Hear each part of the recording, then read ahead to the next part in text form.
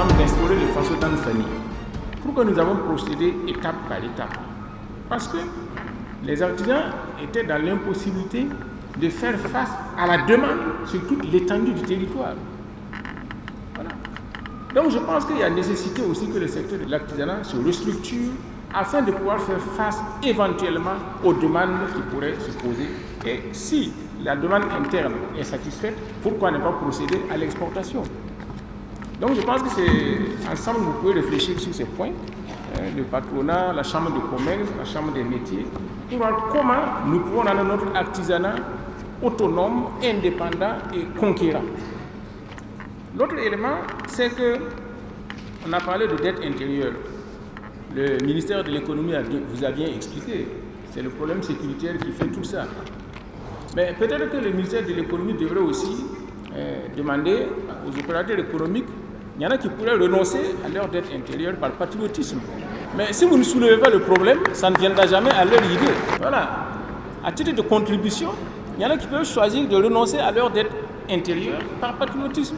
Autre élément que je voudrais souligner, c'est que bon, c'est vrai, le secteur privé fait de son mieux et intervient dans l'économie. Quand nous faisons des observations, ce n'est pas pour dire ce qui est bien, mais c'est pour dire ce qui pourrait être fait pour améliorer.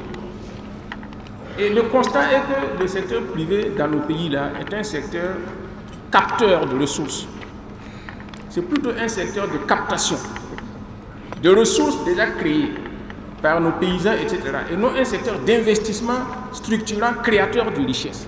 Si vous faites l'analyse, vous allez voir c'est quoi? C'est dans le commerce de détail, etc. Quels sont les clients des commerces?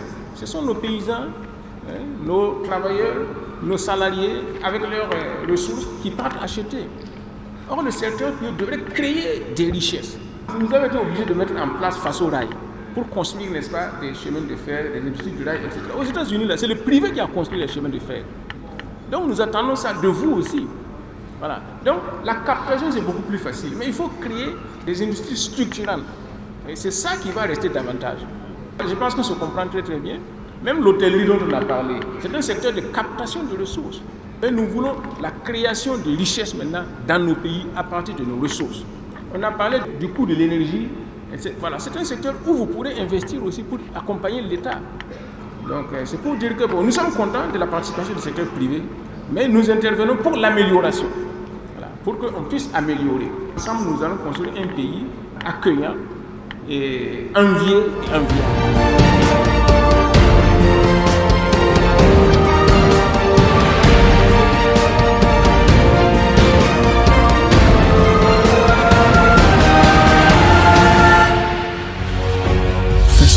Une autre facette de l'information au Burkina Faso.